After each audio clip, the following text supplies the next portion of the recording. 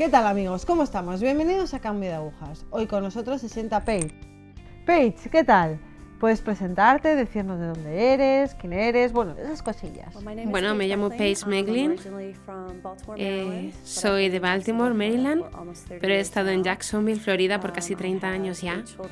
Tengo 8 hijos que tienen entre 24 y 4 años y estoy casada desde hace, a ver si me acuerdo bien, 26 años.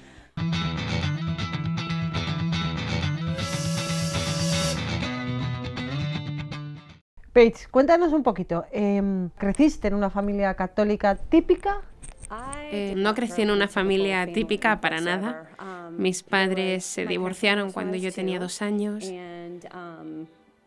y de lo que tengo entendido iban a una iglesia, no una iglesia católica, una iglesia cuando yo era pequeña, antes de que se divorciaran. Después de que se divorciaran íbamos de vez en cuando a algunas iglesias, pero no diría que éramos una familia que frecuentaba la iglesia. Me acuerdo de ir alguna vez a distintas iglesias. Mi madre se casó y se divorció varias veces. No fue una infancia sencilla.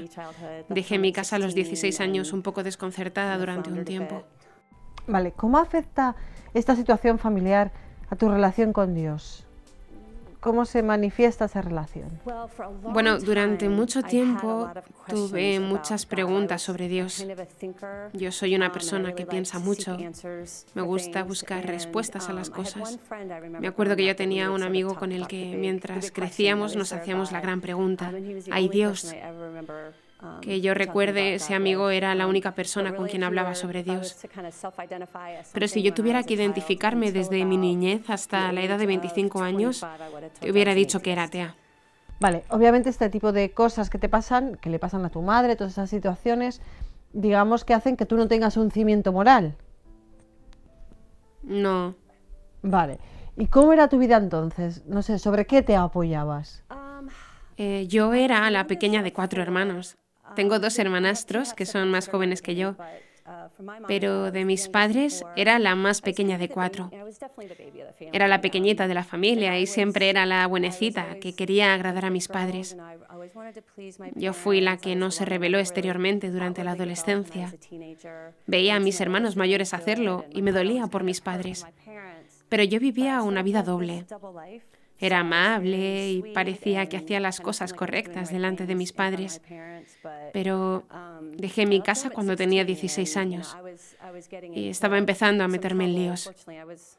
Afortunadamente o desafortunadamente nunca me llamaron la atención, pero a los 16 yo sabía que tenía que romper con el camino que llevaba y para mí eso significaba dejar mi casa.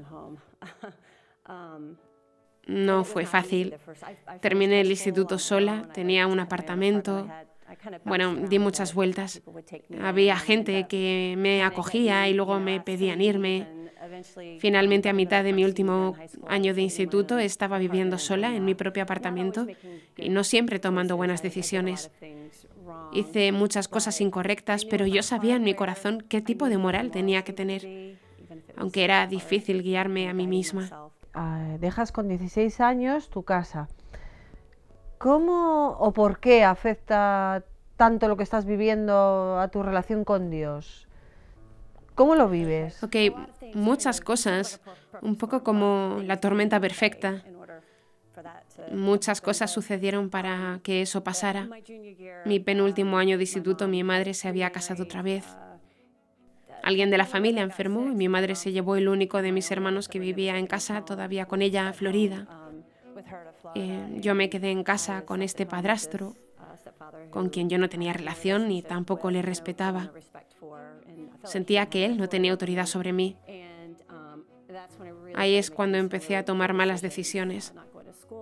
No iba al instituto, me iba a muchas fiestas. Tomaba malas decisiones. Mirando atrás, sé que Dios entró allí. Tardé muchos años en reconocerlo, pero en enero de ese año enfermé muchísimo. Tuve mononucleosis y terminé perdiendo 3 meses de clase. Ellos enviaron un profesor a casa y pude ponerme al día con mis clases porque tenía retraso. Al final de ese periodo me fui con mi madre a Florida. Sentía que había tenido un periodo de 3 meses para poder reflexionar sobre en quién me estaba convirtiendo y no era lo que sabía que quería ser. Cuando llegó el tiempo, mi abuelo se murió ese verano y mi madre se volvió para Maryland. Yo sabía que no podía irme. Me causaba dolor de estómago cada vez que lo pensaba. Yo sé que eso era Dios diciéndome que si volvía me destruiría, y sabía que eso era así. Al final terminé el último año de instituto. Me aceptaron en un instituto privado pequeño. Teníamos unos amigos con quienes viví durante un tiempo. Di varias vueltas hasta terminar en mi propio apartamento a mitad de mi último año de instituto, trabajando para pagarme la comida. Entonces pude al final terminar los estudios. ¿Pensaste algo durante ese tiempo? ¿Te sentías llena? ¿Te sentías vacía? A ver, te pasaron un montón de cosas. ¿Cómo te sentías? ¿Qué bullía? En ese momento de mi vida, sobrevivir era lo más importante. Comer, tener un techo sobre mi cabeza. Hubo momentos en los cuales, por decirlo así, me echaron. Una vez me dijeron que me fuera y pusieron todas mis cosas en una bolsa de basura y estaba fuera de la puerta sin un lugar a donde ir. Tuve que llamar a la puerta y suplicar que me dejasen usar el teléfono para pedirle a alguien que me recogiera. ¿Eso evitaba, por ejemplo, que salieras de juerga? ¿Eso te mantenía? Por desgracia, no. Yo tenía más libertades de las que uno debería tener a los 16, 17 años. Creo que me tranquilizó mucho porque tenía que levantarme y trabajar al día siguiente. Tenía que ir al instituto y no tenía el dinero que tenían mis amigos para poder hacer muchas cosas. Es una gracia de Dios. Pero no estaba viviendo la vida que tenía que vivir en ese momento. ¿No pensabas en Dios en todo ese momento? Creo que, como dije antes, había momentos antes en mi vida que tenía un amigo cercano y solo hablaba de Dios con él. Pero no, sinceramente en ese momento pensaba solo en sobrevivir. De hecho, uno de los sitios donde viví era un garaje convertido en apartamento de un pastor, creo que de una iglesia episcopaliana. Yo le lavaba la ropa y cocinaba para poder pagar mi estancia. Vale, ¿después qué pasó? ¿Terminaste el instituto? Terminé el instituto, me pidieron que dejara ese apartamento y me trasladé a mi propio apartamento sin ser dependiente de nadie. No tenía que dar cuentas a nadie, trabajaba a tiempo completo, viviendo el día a día, sin pensar mucho en las cosas importantes. Luego empecé a ir a unas clases en la universidad y conocí en ese periodo al que ahora es mi marido. Él creció católico, solo de nombre. Recibió todos los sacramentos, pero había dejado la iglesia después de eso. Nosotros no estábamos viviendo una vida moral, ni mucho menos santa por muchos años. ¿Llegó un momento de cambio o fue un seguir hacia abajo? Pude cursar los estudios y conseguí el diploma de la universidad. Nos casamos. Cuando me quedé embarazada, nos quedamos embarazados de nuestro primer hijo, que ahora tiene 24 años. Ahí fue cuando Dios me pegó un golpe en la cabeza para captar mi atención. Yo lo que hice fue reflexionar sobre mi vida, cómo crecí y el ambiente en que crecí, y vi que lo que me faltó no era tanto la fe como una comunidad eclesial. Entonces, lo que yo buscaba en ese punto era una comunidad. Yo soy muy extrovertida, me gusta estar con la gente. Y Dios siempre ha usado a la gente para atraerme a Él. Cuando me quedé embarazada, dije a mi marido, vamos a intentar ir a una iglesia. Todavía yo me considero atea, pero a lo mejor conocemos a gente maja y podemos criar a nuestros hijos en un ambiente bueno y sano. ¿Y cómo reaccionó tu marido? ¿Él se consideraba ateo? No, él creía en Dios. No teníamos una Biblia. Y que yo sepa, él no rezaba o leía las escrituras, etc. Sí creía en Dios, pero no creo que él lo pensara mucho en ese momento. Cuando le dije eso, me dijo, vale, lo que tú quieras hacer está bien. Así fue como probamos. Eso sí, me dijo, yo no quiero volver a la Iglesia Católica. Yo dije, vale, lo que sea, a mí no me importa. Fuimos a distintas iglesias y yo dije, dejo que tú decidas, dime dónde te encuentras bien, porque tú creciste con algo y yo no crecí con nada. Probamos algunas iglesias y dijo, esta no me parece, esta otra tampoco. No quiero decir esto, pero probemos la Iglesia Católica. Yo dije, vale, lo que sea. Entonces fuimos a San Joseph y cuando salimos de misa ese día me dijo, me siento en casa. Yo, ok, bien, vale, este será nuestro hogar. Yo seguía sin rezar, no prestaba atención a la misa ni nada. No te podría decir cómo era. Iba, pero estaba en las nubes. Tuvimos 3 hijos muy rápidamente.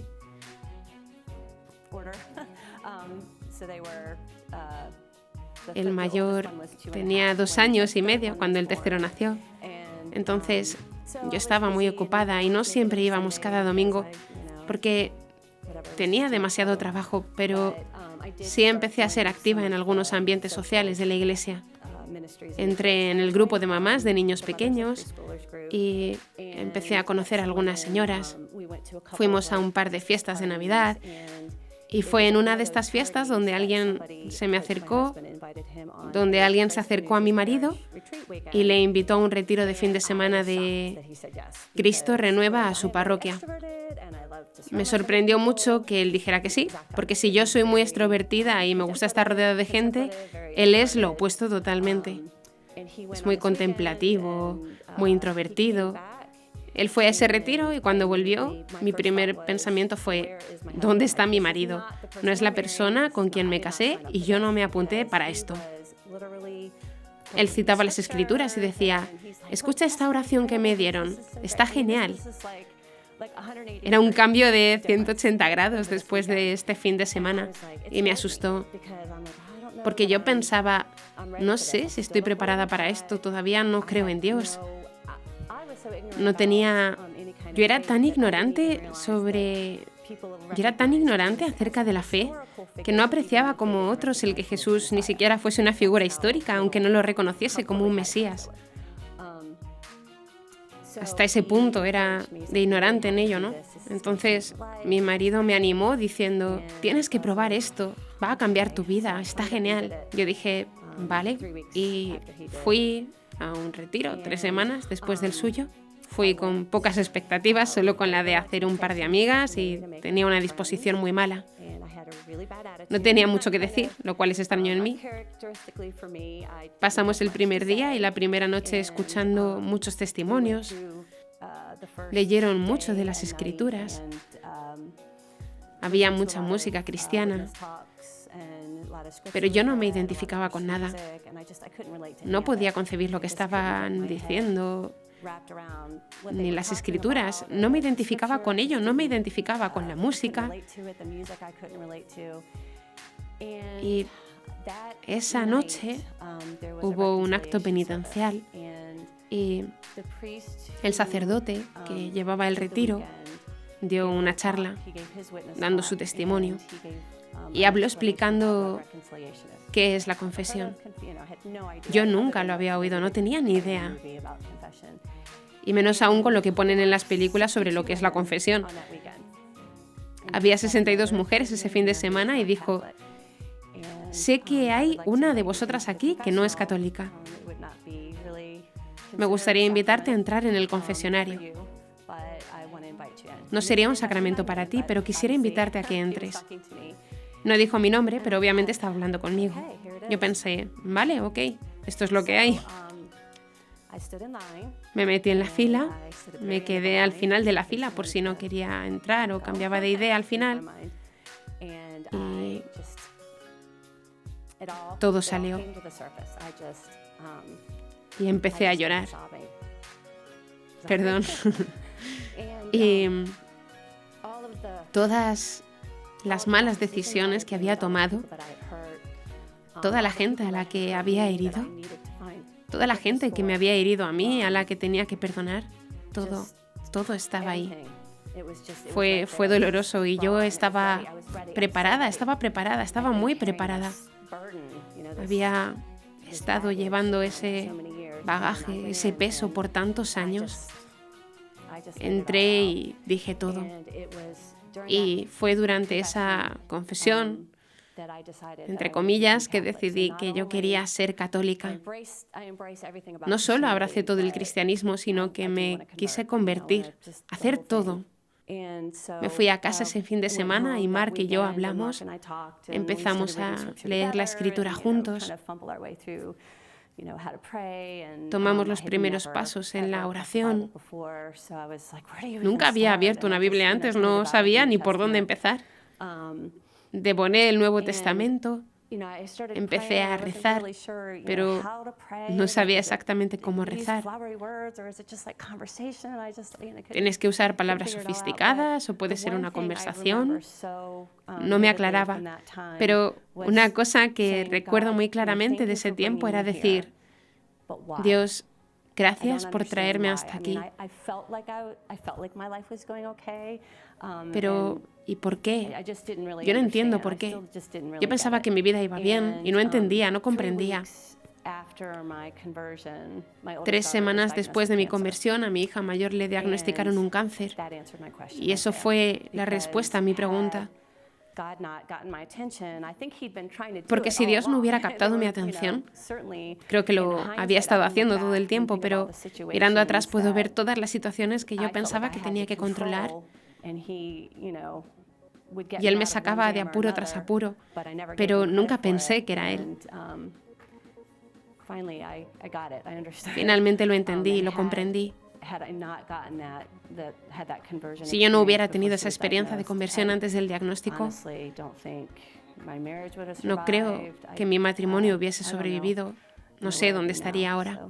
Entonces te convertiste, entraste en la iglesia, aunque tú ya tenías una dimensión social en ella, ¿no? Sí, sí. ¿Cómo afecta esta nueva dinámica a tu vida, a tus hijos, a tu familia? Obviamente lo más grande fue que Dios usó esa situación para acercarnos más a Él. Porque la oración no era una opción. En ese momento nos agarramos a nuestra fe. Pedimos oraciones a todo el mundo, pidiendo a la comunidad estar cerca de nosotros. Tuvimos los dos una experiencia de tener que estar arrodillados. Otra cosa que ayudó mucho a comprender cómo Dios actúa fue a través de la comunidad. Era impresionante ver cómo la gente ayudaba, se sacrificaba por nuestra familia. Nos traían comida, cuidaban de nuestros hijos. Gente que no conocíamos llegaba a la puerta diciendo, estoy aquí para cuidar de tus hijos hoy, para que yo pudiera ir al hospital con mi hija. Eso me decía mucho de cómo Dios nos usa, de cómo debemos ser sus instrumentos para ayudar a los demás en cualquier situación. ¿Cómo reaccionaron tus hijos al ver todo esto? Quiero decir, tu vida cambia drásticamente, tu marido tiene una experiencia también y cambia drásticamente, su hermana enferma de cáncer. Ellos tenían 4, 3 y año y medio, entonces no había mucha diferencia. Mientras ella estaba enferma, intentamos que las cosas fueran igual que antes. Obviamente añadimos el elemento de la oración, pero eran tan pequeños que no sé si se acuerdan de no tenerlo. ¿Cómo fue el experimentar por fin el vivir en sacramentos, el que los sacramentos formaran parte de tu vida? Es que tener la plenitud y la fe ha enriquecido mucho nuestra vida. Nos ha ayudado a poner todo en otra perspectiva.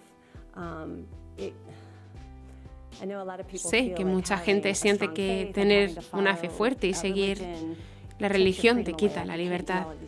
La iglesia te dice que no puedes hacer muchas cosas.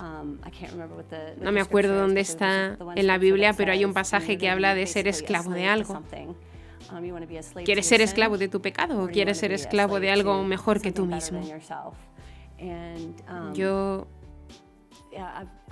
estaba cansada de ser esclava del pecado. Es tan liberador saber que hay un Dios que puede llamar y una madre que siempre está allí para ti, Nuestra Señora. Y rezamos a lo largo del día.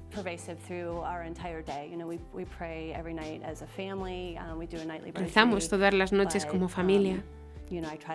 Rezamos el rosario, pero intento hacer pequeñas oraciones durante el día en vez de intentar controlarlo todo yo.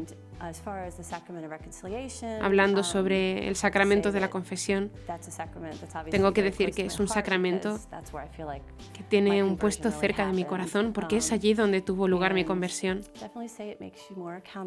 Te hace ser más responsable, porque el tener que hablar sobre tus fallos como persona te hace más consciente de tus pensamientos, tus acciones, tus pensamientos y las cosas que no haces, las oportunidades perdidas para acercar a alguien a la fe. ¿Cómo descubriste a la Virgen?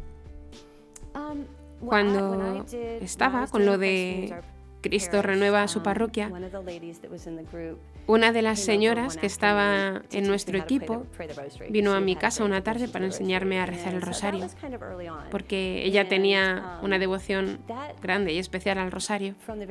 Eso fue bastante al principio. Desde entonces empecé a rezar el rosario.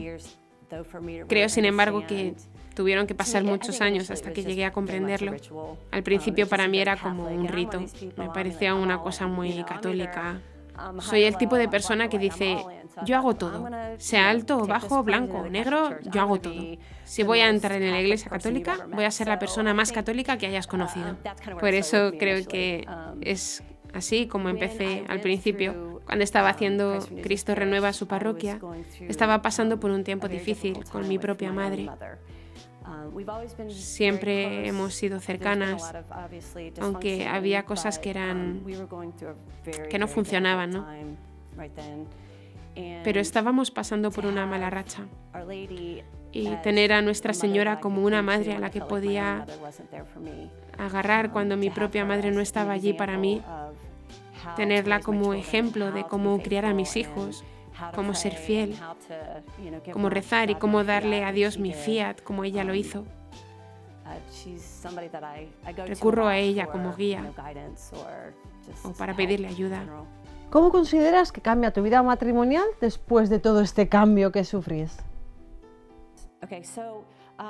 Entonces, mi marido y yo nos habíamos casado en la iglesia. Y cuando inicié el catecumenado yo estaba aprendiendo las reglas de la iglesia. No estábamos viviendo un matrimonio sacramental, pero recibía la comunión porque no entendía que estaba mal. Un sacerdote vino y nos dijo, tenéis que casaros por la iglesia, esto tiene que acabar. Lo hicimos, nos casamos en la iglesia cuando llevábamos 10 años juntos. Teníamos a nuestros 3 hijos, el más pequeño tenía unos 5 años. Pensábamos, tenemos nuestros 3 hijos, todo está bien. Pero el día que nos casamos por la iglesia, fui a mi marido y le dije, me sorprende que te estoy diciendo esto, pero creo que tenemos que abrirnos a la vida. Me dijo, ¿estás bromeando? ¿En serio? ¿De verdad? Dije, no, creo que Dios me está llamando a eso. Él respondió, no lo sé, no sé, Paige, ya estamos ocupados, estamos ya muy ocupados. Cosas así. Yo en aquel entonces iba a misa todos los días y rezaba a la Virgen durante la misa pidiendo, por favor, ábrele el corazón a mi marido para que esté abierto a la vida. Un año después de casarnos, en la iglesia, di a luz al siguiente hijo. He tenido 8 embarazos desde entonces. Ella estaba a mi lado ayudándonos. Asumo que tu marido, después de todo esto, estaba abierto a la vida. ¿Cómo afecta esto a vuestra vida matrimonial después? Creo que eres menos egoísta con cada hijo que tienes. No puedes A ver, creo que ha sido algo bueno para nuestro matrimonio. No voy a decir que siempre es fácil tener muchos hijos. Hay mucha responsabilidad y puede ser complicado económicamente. Pero creo que las bendiciones son más que cualquier otro sacrificio. Los miro ahora y digo, madre mía, todos nuestros hijos un día estarán fuera de casa.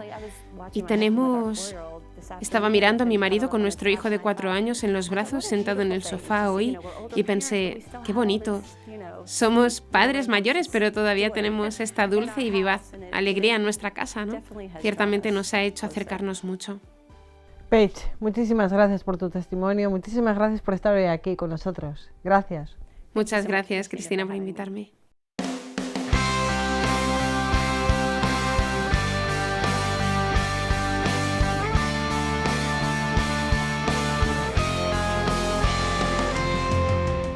Amigos, ¿veis? A veces cuando hablamos de este programa, cuando me encuentro con alguno de vosotros, me decís, es que la gente tiene que nacer en una familia típicamente católica para poder tener ese contacto con Dios. Bueno, pues no. Echo la vista atrás y es verdad que no todas las familias o no todas las personas que se han sentado aquí con nosotros a contar su testimonio provienen de una familia típicamente católica. Dios llama a la puerta, Dios está ahí, llama a la puerta y no hay manera de salir por patas. Y es que no debéis salir corriendo. Estad ahí. Da igual dónde hayáis nacido, da igual cómo sea vuestra familia de disfuncional, da igual. Dios está ahí con vosotros, así que no huyáis, quedaos ahí. Gracias por estar ahí.